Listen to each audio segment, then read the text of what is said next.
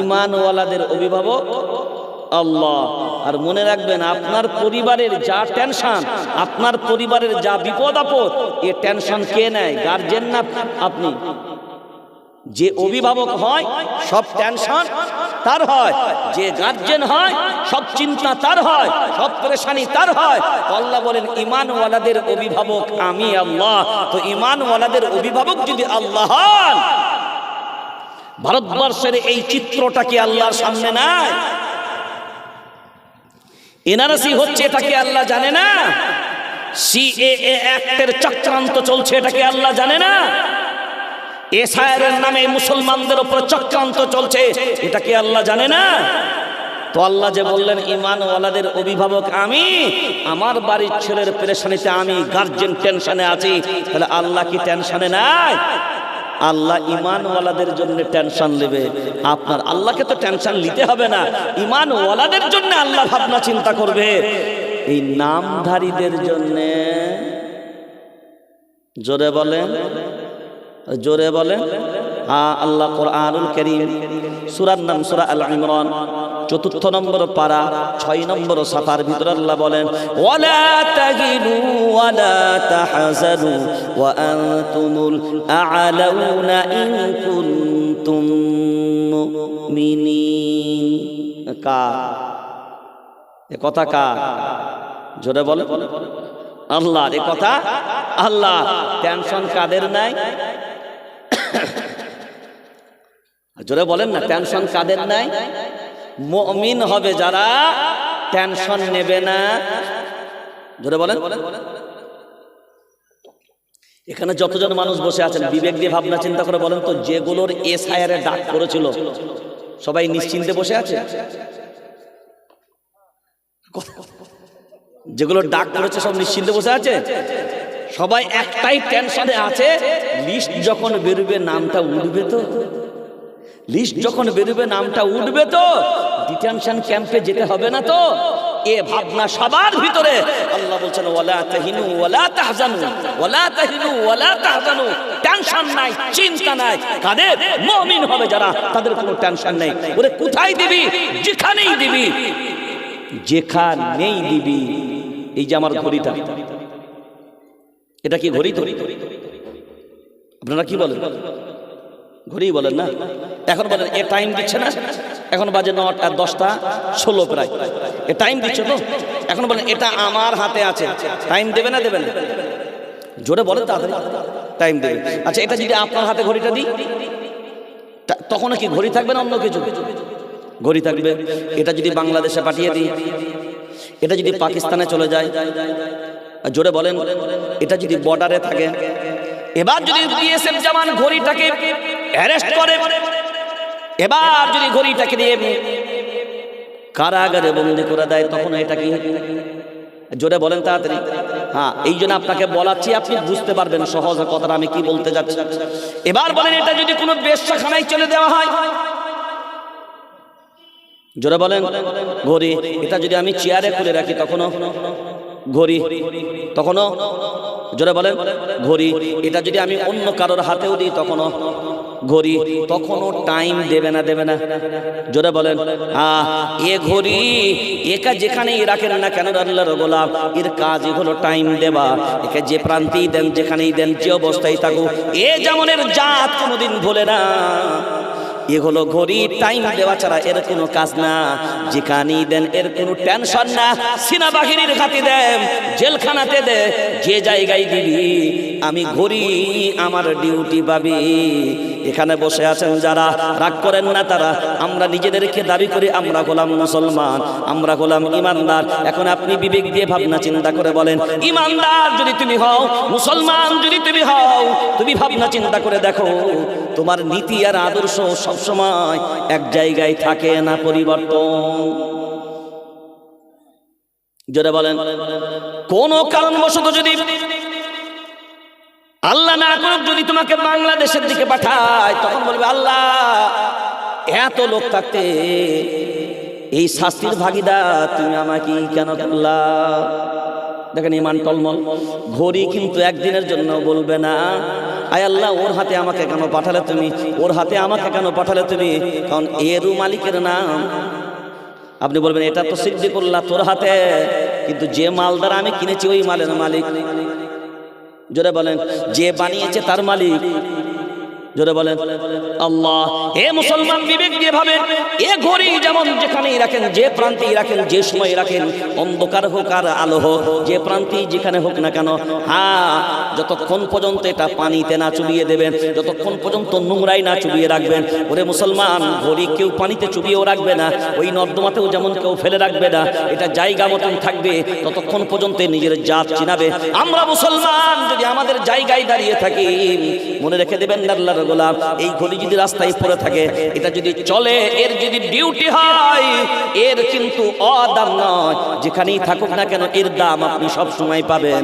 আজ মুসলমান যদি মুসলমানের জায়গায় দাঁড়িয়ে থাকতে পারতো, ইমানওয়ালা যদি ইমানওয়ালার জায়গায় দাঁড়িয়ে থাকতে পারতো, দুনিয়ার জীবনে এদের জন্য টেনশন নেবার কোনো জায়গা ছিল না, এদের জন্য টেনশন নেবার দরকার হতো না। কারণ আল্লাহর কোরআনের ভিতরে কোনো কথা মিথ্যা দেওয়া, জোরে বলেন, যা আছে সব, যা আছে সব সত্য, এর ভিতরে কোনো ভেজাল ভেজাল নাই। এবার লক্ষ্য করে দেখেন, একটা নমুনা বুঝার জন্য আপনাকে সামনে বলছি। এই কিতাবটাও লেখা, জোরে বলেন আল্লাহ। ওই যে আল্লাহ বললেন মায়ার নবী মদিনা বলার, ওই যে আয়াত আপনার সামনে বলছিলাম, ইয়া আইয়ুহাল্লাযীনা আমানু লা তারফাউ আসওয়াতাকুম ফাওকা সাওতিন নবিয়্যি ওয়া লা তাজহারু লাহু বিল কওল কাজাহরি বা'দিকুম লিবা'দিন আন তাহবাতা আ'মালুকুম ওয়া আনতুম লা তাশউরুন। ঈমানওয়ালাদেরকে লক্ষ্য করে আল্লাহ এই কোরআনুল কারীমকে যখন নাজিল করছেন, মনে রেখে দিবেন, যে সময় কোরআনুল কারীম নাজিল হয়, ওই সময় কিন্তু আমাদের বসিরহাটের কোনো লোক ছিল, আমরা কেউ ছিলাম। যে সময় কোরআনুল কারীম নাজিল করা হয়, সেই সময় সামনে থাকতেন কারা? পৃথিবীর নাম্বার 1 মানুষ ছিল তারা, পৃথিবীর নাম্বার 1 মানুষ ছিল তারা। খায়রুল কুরুনি করনি সুম্মাল্লাযীনা ইয়ালুনাহুম সুম্মাল্লাযীনা ইয়ালুনাহুম। নবী বললেন, শুনে রেখে দাও, আমার যুগ হলো শ্রেষ্ঠ যুগ, অর্থাৎ সাহাবীদের যুগ হলো শ্রেষ্ঠ যুগ, আমার পরের যুগ তাবেঈদের যুগ হলো শ্রেষ্ঠ যুগ, তারপরের যুগ হলো শ্রেষ্ঠ যুগ, তাবেঈদের যুগ হলো শ্রেষ্ঠ যুগ। আর আল্লাহ তার কোরআনুল কারীমের ভাষায় বলেন, ইন্নাল্লাযীনা সাবাকাত লাহুম মিনাল হুসনা উলাইকা আনহা মুবআদুন। খুব যদি ভাবনা চিন্তা করে দেখি, والسابقون الأولون من المهاجرين والأنصار والذين اتبعوهم بإحسان رضي الله عنهم ورضوا عنه جنات تجري تحتها الأنهار خالدين। একবারের জন্য ভাবনা চিন্তা নয়, হাজার হাজার বার বিবেক দিয়ে ভাবনা চিন্তা করা দরকার। والسابقون الأولون من المهاجرين والأنصار, মুহাজির সাহাবী হোক আর আনসার সাহাবী হোক, আমি আল্লাহ উভয়ের প্রতি আমি আল্লাহ রাজি। রাদিয়াল্লাহু তাআলা আনহুম ওয়া রাদু আন, তারাও আমি আল্লাহ আমার প্রতি রাজি, আমিও আল্লাহ তাদের প্রতি রাজি। ওই জন্য আমি আল্লাহ জান্নাতের সৌভাগ্য তাদেরকে দিয়ে রেখেছি, কারণ এরাই হলো উলাইকা হিজবুল্লাহ, এরাই হলো উলাইকা হিজবুল্লাহ, আলা ইন্না হিজবাল্লাহ, এরাই হলো আল্লাহর দলের লোক। এই সাহাবায়ে কেরামরা মনে রাখবেন, মায়ার নবী মদিনা ওয়ালার সামনে যখন কোরআনুল কারীম নাজিল হতো, ওই জন্য যখন হাদিস যখন পড়ানো হয়, হাদিস পড়ানোর ক্ষেত্রে দেখবেন প্রথমেই যিনি হাদিস পড়ান তিনি বর্ণনা করেন এইভাবে, ক্বালা ক্বালা রাসূলুল্লাহ, ক্বালা ক্বালা রাসূলুল্লাহ, ক্বালা ক্বালা রাসূলুল্লাহ। দুইবার ক্বালা ব্যবহার করেন, একবার ক্বালা মায়ার নবী মদিনা ওয়ালা বলছেন, আর একবার শুনছেন যিনি তিনি বর্ণনা করেছেন ক্বালা সাহাবী। যাতা সাহাবীরা, যাতা কোনো মানুষ না, আল্লাহ নিজে গ্যারান্টি দিয়েছেন সাহাবী সম্পর্কে। কারণ আল্লাহর নবী ভিন্ন জায়গায় বললেন, শুনে রেখে দাও, আসহাবী কান নুজুম, আমার সাহাবীরাই হলো এক একটা নক্ষত্রের মতন। পৃথিবীর জমিনে কোনো মানুষ যদি আমার একজন সাহাবীকে লক্ষ্য করে চলে, আমি নবী গ্যারান্টি দিলাম ও সোজা এবং সঠিক পথে থাকবে। এর গ্যারান্টি মায়ার নবী মদিনা ওয়ালা নিজেই দিয়েছেন। মান তামাসসাকা বিসুন্নতি ইনদাল ফাসাদ উম্মতি, এই উম্মত সম্পর্কে, সুন্নতের বয়ান সম্পর্কে যতবার মায়ার নবী মদিনা ওয়ালা বলেছেন, মনে রেখে দেবেন আমরা আমলের দিক দিয়ে লক্ষ্য করে দেখেছি সাহাবায়ে কেরামরা যেভাবে মায়ার নবী মদিনাওয়ালাকে সম্মান করেছেন, যেভাবে তারা মেনেছেন, দুনিয়ার জমিনে যদি সব মুসলমানগণ একত্রিত হয়েও যদি চেষ্টা চালায় একজন সাহাবীর আমলের সমকক্ষ হওয়া, জোরে বলেন, সম্ভব। তাদের পায়ের নিচের জুতার পরিমাণ পর্যন্ত সম্মান অর্জন করা কোনোদিন সম্ভব, জোরে বলেন। কারণ তাদেরকে সারা দুনিয়ার সব রকমের বিলাসিতার বিনিময়ে মায়ার নবী মদিনাওয়ালাকে একটা কটু বাক্য বলার জন্য যখন বেঈমান না বলেছে, সেই সমস্ত সাহাবীরা ছিল তারা, আমার জীবনে এক বিন্দু রক্ত থাকবে আমার রাসূলকে কেউ গালি দেবে আমি সাহাবী বরদাস্ত করতে পারবো, জোরে বলেন, আমার পক্ষে সম্ভব না। আমরা জানি আল্লাহর গোলাম, নিজেরা ইমানের কথা বলি ঠিক কথায়, মুসলমানের কথা বলি ঠিক কথায়, কিন্তু সেই জায়গায় যদি আমরা কোনোদিন দাঁড়িয়ে যাই সব ইমান আমাদের কাছ থেকে শেষ, তখন নিজের জান বাঁচানোর জন্যই আমরা ভাবনা চিন্তা করি। একবার শুধু সাহাবায়ে কেরামদের মাঝখানে আমরা বহু নমুনা, বহু ঘটনা আমরা অনেক সময় শুনেছি। খাব্বাব রাদিয়াল্লাহু তাআলা আনহুর নমুনাও আমরা অনেক সময় শুনেছি। বেঈমানরা তীরের আঘাতে, বদলবের আঘাতে খাব্বাব রাদিয়াল্লাহু তাআলা আনহুকে রক্তাক্ত করে দিলেন। হাতগুলো তখন বাঁধা, দড়ি দিয়ে পাওগুলো বাঁধা। এইভাবে যখন তীর নিক্ষেপ করতে করতে খাব্বাব রাদিয়াল্লাহু তাআলা আনহু যখন মাটিতে পড়ে গেলেন, এত রক্ত খনন হয়েছে আর খাব্বাব রাদিয়াল্লাহু তাআলা আনহুর বাক শক্তি এবার আস্তে আস্তে ক্ষীণ হয়ে যায়, রক্ত এত বেশি বার হয়। এখন ওই জায়গায় যখন খাব্বাব রাদিয়াল্লাহু তাআলা আনহু যখন পড়ে গেছেন নিচেই মাটিতে, জমিনে, হাতগুলো বাঁধা, হাত দিয়ে নড়াচড়া করার মতন ক্ষমতা নাই, পাওগুলো বাঁধা, পা নড়াচড়া করার মতন ক্ষমতা নাই, উঠে দাঁড়ানোর মতন শক্তি নাই। এত রক্ত খনন হওয়ার পরেও এখন যখন খাব্বাব রাদিয়াল্লাহু তাআলা আনহু বুঝতে পারলেন বেঈমানগুলো বুঝি আর আমাকে ছেড়ে দেবে না, এই রকম পরিস্থিতিতে আর বুঝি জীবনে কোনোদিন নামাজে আমার রবের সামনে দাঁড়াতে পারবো না। কারণ আমার রবের সামনে যখন নামাজে আমি দাঁড়াতাম এত মজা পাইতাম, এখন আমার রবের সামনে দাঁড়ানোর মতন আর কোনো জায়গা নাই। আমি যখন শুয়ে পড়েছি, খাব্বাব রাদিয়াল্লাহু তাআলা আনহু বলেন তার মুখটা যেহেতু সেই সময় কিবলার দিকে ঘুরেছিল, তখন আল্লাহকে বলেন, আল্লাহ আমার মুখ এই অবস্থায় পড়ে আছে, আমার নড়ার মতন ক্ষমতা নাই, আমার ওঠারও মতন ক্ষমতা নাই, এখন আমার চেহারা তোমার কিবলার দিকে আছে, এই যে আমি চেহারাটাই কিবলার দিকে করলাম, আয় আল্লাহ আমি নামাজের নিয়ত করছি, আমার মাথা এমনিই তো মাটিতে থেকে আছে, এটাই আমার জীবনের শেষ সাজদা হিসাবে তুমি কবুল করে নিও। এই ভাবনা যখন খাব্বাব রাদিয়াল্লাহু তাআলা আনহু ব্যক্ত করেছেন, আল্লাহর গোলাম বেঈমানগুলো এইটাও পর্যন্ত হজম করতে পারেনি। বেঈমানগুলো ওই অবস্থায় খাব্বাব রাদিয়াল্লাহু তাআলা আনহুর চেহারার উপরে এত জোরে তীর নিক্ষেপ করেছে, খাব্বাব রাদিয়াল্লাহু তাআলা আনহুর চেহারাটা কিবলার দিক থেকে অন্যদিকে, ভিন্ন দিকে যখন পূর্ব দিকে ঘুরে গেল, এখন যেমনি পূর্ব দিকে ঘুরে গেল, খাব্বাব রাদিয়াল্লাহু তাআলা আনহুর মনে বড় কষ্ট। আমি আমার জীবনের অন্তিম সময়ে শুয়েছিলাম ঠিক কথায়, এই অবস্থায় আমার জীবনের অন্তিম সাজদা আমি করার ভাবনা চিন্তা নিলাম, কিন্তু আমার সে আশাটাও পূরণ হলো না। এই মনের ব্যথা যখন নিয়ে আছেন তখন তার ব্রেনের ভিতরে একটা আয়াত মনে পড়ে গেল, ওয়ালিল্লাহিল মাশরিকু ওয়াল মাগরিব ফাআইনামা তুওয়াল্লু ফাতাম্মা ওয়াজহুল্লাহ। আল্লাহু আকবার বলেন। আরে ঈমানওয়ালা, তোমার মুখ পূর্ব দিকে হোক আর পশ্চিম দিকে হোক, আমি আল্লাহ শুধু পশ্চিম দিকেই থাকি তা নয়, আমি আল্লাহ পূর্ব দিকেও যেমন আছি পশ্চিম দিকেও। জোরে বলেন, এ খাব্বাব আপনার চেহারা পূর্ব দিকে হয়েছে তো কি হয়েছে, আপনি শেষ সাজদা করতে চান, নিয়তটা শুধু করে নেন, কারণ সাজদাটা তো আমার জন্য হবে, কবুল করার দায়িত্ব দুনিয়ার কোনো বেঈমানের না, ওটা কবুল করার দায়িত্ব আমি আল্লাহ আমার। এবার মুসলমান ভাবনা চিন্তা করে দেখা দরকার, ঘড়ি যেমন তার জাত বলে না, আজ আমরা আমাদের জাত ভুলে গেছি, আজ আমরা আমাদের অস্তিত্ব ভুলে গেছি, আজ আমাদের দাম এই জন্যই কমে গেছে। আমরা মুসলমান তো ঠিক কথাই, কিন্তু মুসলমান, প্রকৃত মুসলমানের জায়গায় আজকে আমরা দাঁড়াতে পারি? জোরে বলেন না। তার একটা ছোট্ট নমুনা আপনার সামনে আপনাকে বোঝা লাগবে। খুব যদি লক্ষ্য করে দেখি,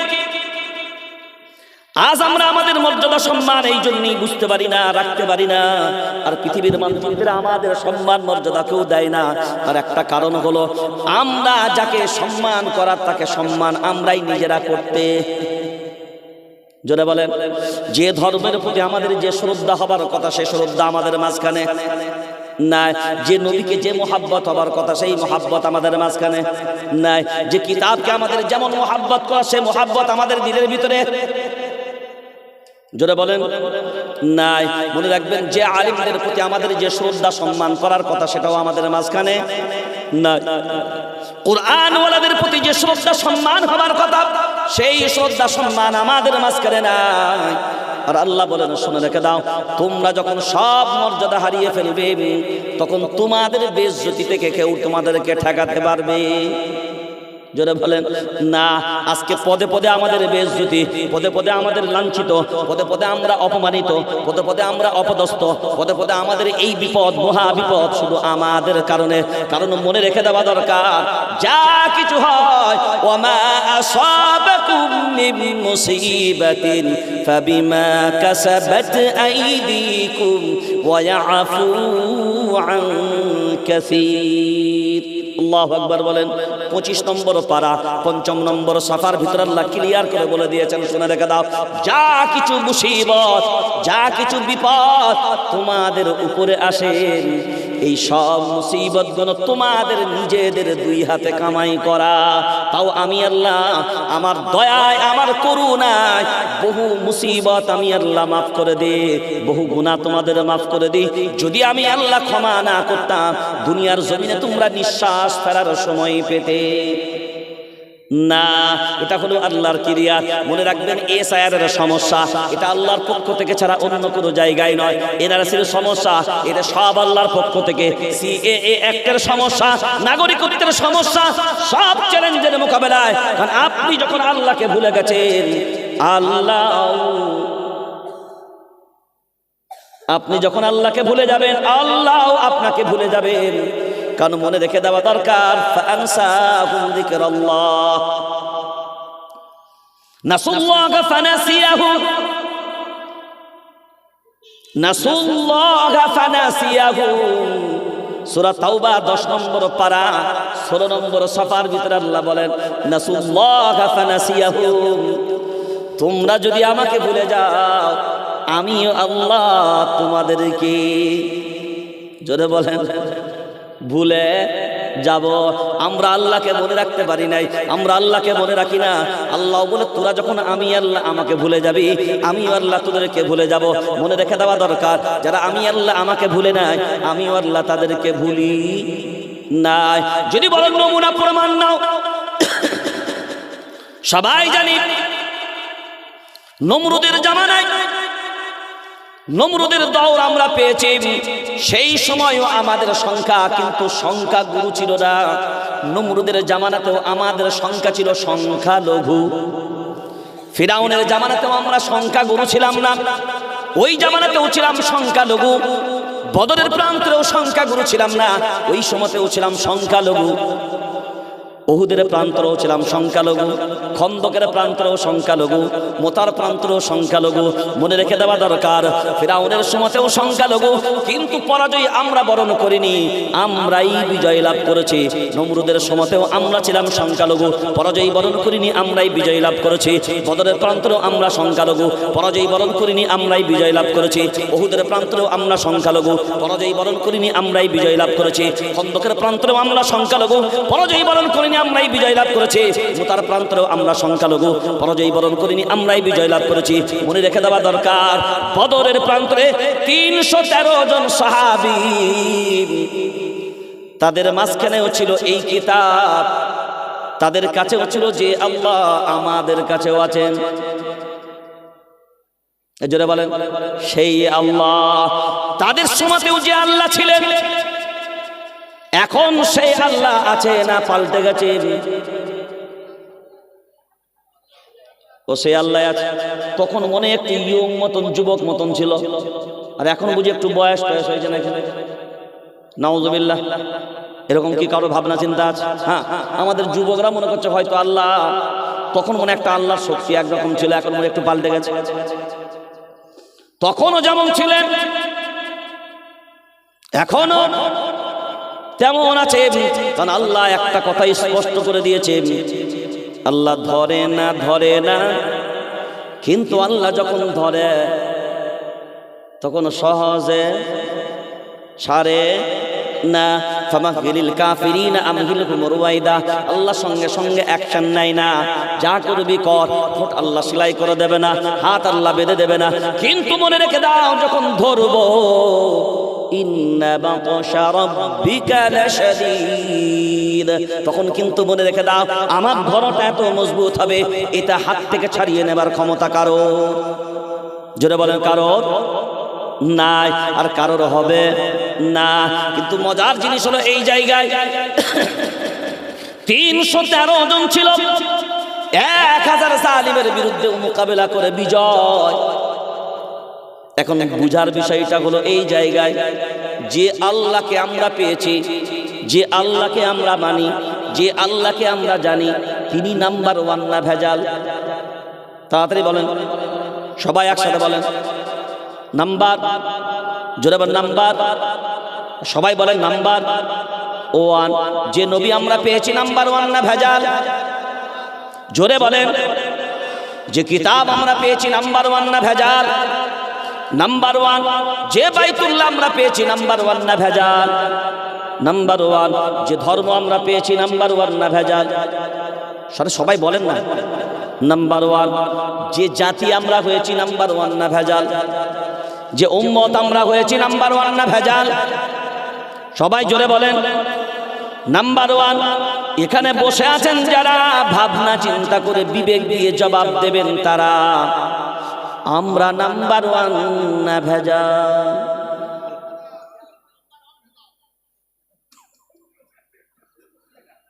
মানে ভেজালে পিএইচডি করেছে নাকি?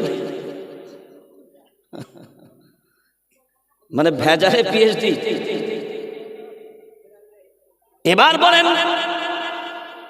আল্লাহ পেলাম নাম্বার 1, নবী পেলাম নাম্বার 1, কিতাব পেলাম নাম্বার 1, ধর্ম পেলাম নাম্বার 1, জাতি হলাম নাম্বার 1, উম্মত হলাম নাম্বার 1, কালিমা পেলাম নাম্বার 1, বাইতুল্লাহ পেলাম নাম্বার 1। এখন পেল যারা তারাই শুধু হতে পারলো না নাম্বার 1, তারাই হলো শুধু, জোরে বলেন ভেজাল।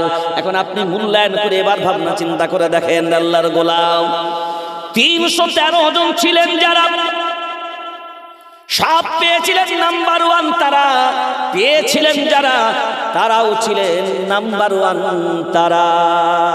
ওই জন্যই আল্লাহ তাদের জন্য বলেছিলেন ফালাম তাকতুলুহুম ওয়ালাকিন্নাল্লাহা কাতালাহুম ওয়ামা রামাইতা ইয রামাইতা ওয়ালাকিন্নাল্লাহা রামা।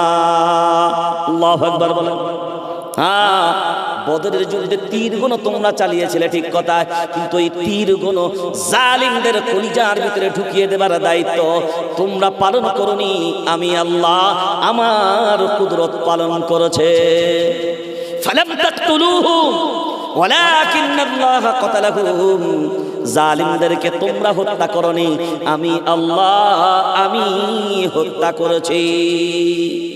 আল্লাহু আকবার। যালিকুম আন্নাল্লাহা মুহিনু কাইদিল কাফিরিন। মনে রেখে দাও বেঈমান জালিমরা যত রকমের চক্রান্তে তৈরি করুক না কেন, যত রকমের প্ল্যান করুক না কেন, যত রকমের কুচক্রান্ত করুক না কেন, আমি আল্লাহ বেঈমানদের সব চক্রান্তগুলোকে আমি আল্লাহ ব্যর্থ করে দিই। কাদের জন্য? ভেজালদের জন্য। ভেজালদের জন্য না নাম্বার 1দের জন্য? জোরে বলেন নাম্বার 1দের জন্য। ওই জন্য 313 জন নাম্বার 1, পৃথিবীতে পরাজিত সব বেঈমান। আর ভারতবর্ষে 40 কোটির উপরে দাবি করে মুসলমান। বাবরি ঠেকাতে গিয়ে সব বেসামাল। আর এখন এসআইআর এর নাম তুলতে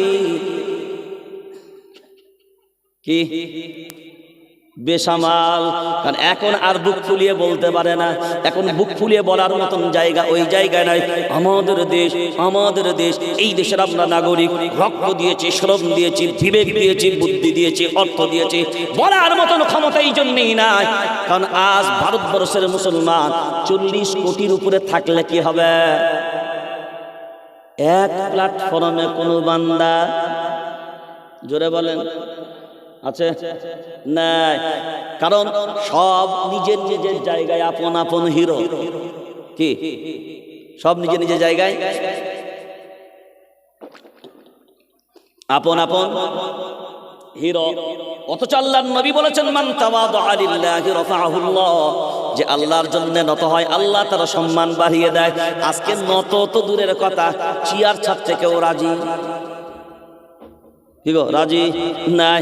ওই জন্য 40 কোটির উপরে মুসলমান ভারতবর্ষে বাস করলে কি হবে? বাবরি ঠেকানোর মতন কোনো ক্ষমতা নাই, জ্ঞানব্যাপী ঠেকানোর মতন ক্ষমতা নাই, মথুরার মতো মসজিদ ঠেকানোর মতন ক্ষমতা নাই, মসজিদের ইমামদের গ্রেপ্তার হবে ঠেকানোর মতন ক্ষমতা নাই, মসজিদের মুয়াজ্জিনদের আজান দেওয়া বন্ধ হবে ঠেকানোর মতন ক্ষমতা নাই, মসজিদের মাইকের আজান বন্ধ হয়ে যাবে ঠেকানোর মতন ক্ষমতা নাই। কারণটা হলো একটা জায়গায় আমরা 40 কোটির উপরে মুসলমান থাকলে কি হবে? সব পেয়েছি নাম্বার 1, কিন্তু আমরাই শুধু, জোরে বলেন, জোরে বলেন, ভেজাল আর ভেজাল। তার কারণটা কোথায়? আল্লাহ বলছে, সূরার নাম সূরা আনফাল। আমার বাপের কথা বলছি না, সূরার নাম সূরা আনফাল, 10 নম্বর পারা, 2 নম্বর সাফা। আমার ব্যক্তিগত মনে হয় এই আয়াতটা পৃথিবীর সব মসজিদের দেওয়ালের সামনে লাগানো দরকার। এই আয়াতটা পৃথিবীর সব মুসলমানদের পাড়ায় পাড়ায় থাকা দরকার। মুসলমানদের নজরে এই আয়াতটা সব সময় ভাবা দরকার, সব সময় আসা দরকার। ওয়ালা تنازعوا فتفشلوا وتذهب ريحكم واصبروا। আয়াতটা কার? আমার বললাম না আল্লাহ। জোরে বলেন। এই আয়াতটা বুঝানোর আগে একটা আয়াত ছেড়ে আসছি, আপনারা হয়তো ভুলে গেছেন। তানজিলুম মির রাব্বিল, মনে আছে? আর একটা আয়াত রেখে এসেছিলাম, মনে আছে? ইয়া আইয়ুহাল্লাযীনা আমানু লা তারফাউ। আগে ওইটা বুঝে আসেন, তাহলে এটা আপনার জন্য আরো বোঝা সহজ হবে। এবার আসেন, ওই সাহাবা কিরামদের সামনে কিন্তু কুরআনুল কারীম নাযিল হতো। আল্লাহ বলেন, ইয়া আইয়ুহাল্লাযীনা আমানু লা তারফাউ আসওয়াতাকুম ফাওকা সাওতিন নবী।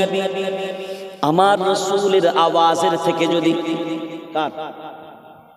আমার রাসূলের আওয়াজের থেকে যদি, হে ঈমানদার, তোমাদের আওয়াজ উচ্চ হয়, আমি আল্লাহ ডিক্লেয়ার করছি তোমাদের আমলগুলো আমি আল্লাহ বরবাদ করে দিই। মানে আমার রাসূলের আওয়াজের থেকে আওয়াজ যদি বুলন্দ হয়, তাদের আমলগুলো কি হবে?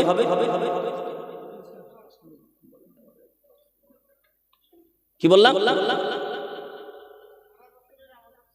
তোমাদের আওয়াজ যদি উচ্চ হয়, তোমাদের আমল সব কি হবে?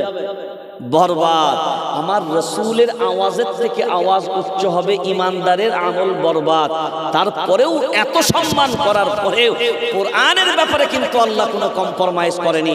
আল্লাহ বলছে, ওয়ালাউ তাকাব্বালা আলাইনা বা'দাল আকাবিল। যদি আমার কোরআনের ভিতরে কোনো সংযোজন বিয়োজন হতো, আমার কোরআনুল কারীমের ভিতরে যদি কোনো কথা বাড়তি ঢুকানো হতো, কমিয়ে দেওয়া হতো, আর এটা যদি আমার রাসূল করতেন, আমি আল্লাহ বলছি লা আখাযনা মিনহু বিল ইয়ামিন, আমি তার ডান হাতকে চেপে ধরতাম। কার? আমার রাসূলের ডান হাতকে চেপে ধরতাম। সুম্মা লাকাতানা মিনহুল ওয়াতিন, কাতা ইয়াকতাউ মানে কেটে ফেলা। আমি আমার রাসূলের কণ্ঠনালীকে পর্যন্ত কেটে ফেলে দিতাম। কোরআনের ব্যাপারে কোনো কম্প্রোমাইজ হবে না।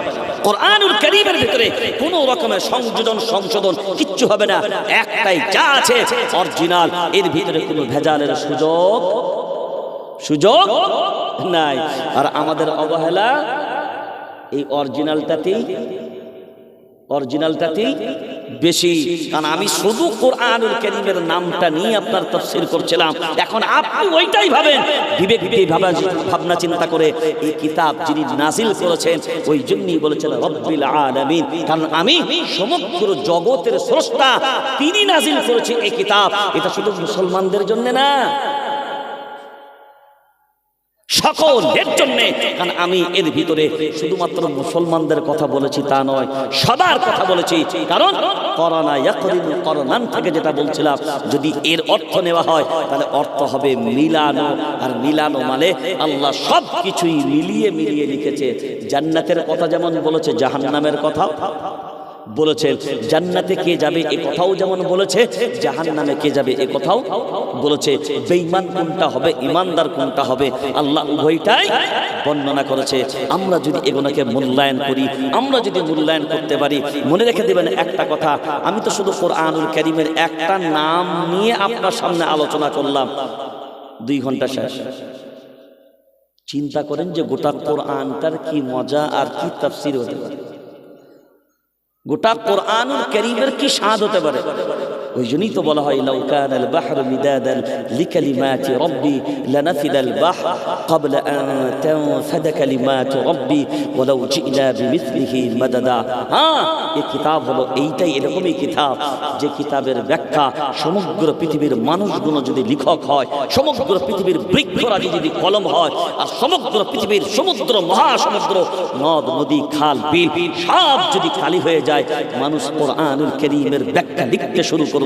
লিখতে লিখতে সব পানি শেষ, আবার পানি দেওয়া হবে, আবার কালি হবে, আবার লিখবে, আবার শেষ।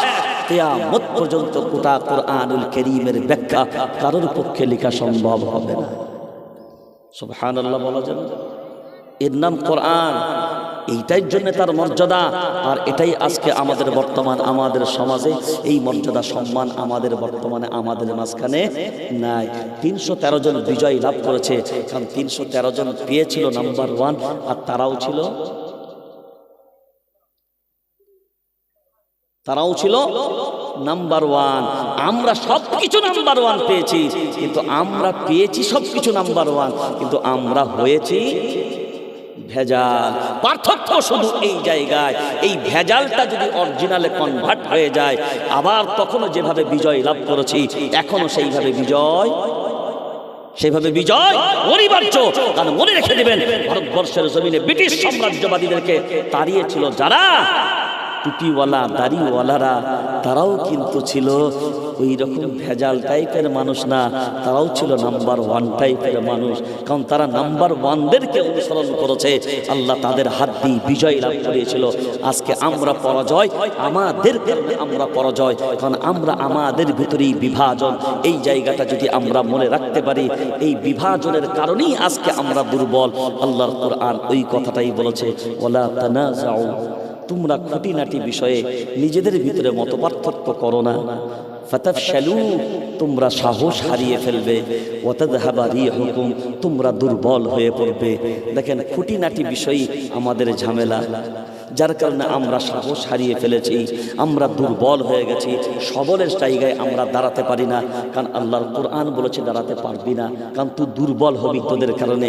কারণ আমরাই আজকে আমরা খণ্ড বিখণ্ড, কেউ বলছে তবলিগ, কেউ বলে ফুরফুরা, কেউ বললে দেওবন্দি, কেউ তো বলে বেরেলি, কেউ বলছে হানফি, কেউ বলছে শাফি, কেউ বলছে মালিকি, কেউ বলছে হাম্বলি, কেউ বলছে কাদরিয়া, কেউ বলছে চিশতিয়া, কেউ বলছে নকশবন্দিয়া, কেউ বলছে মুজাদ্দিদিয়া, কেউ বলে মুতাজিলা, কেউ বলছে খাওয়ারিজ, কেউ বলছে নজ্জারিয়া, কেউ বলছে জাবারিয়া, কেউ বলছে মুশাব্বিয়া, কেউ বলছে নাজিয়া, কেউ বলছে জামাত ইসলাম, কেউ বলছে আহলে হাদিস, কেউ বলছে আজানগাছি, কেউ বলছে পিয়ারডাঙ্গা, কেউ বলছে চরমোনাই, কেউ বলছে সরসোনাই, কেউ বলছে পিলা পাগড়ি, কেউ বলে লাল পাগড়ি, কেউ বলে এ জামাত, কেউ বলে সে জামাত, কেউ বলে এ দল, কেউ বলে সে দল। আরে অরিজিনাল তুই আসলে কি সেটা তো বল। কেউ মুসলমান নয়, শুধু দলের নাম, শুধু জামাতের নাম।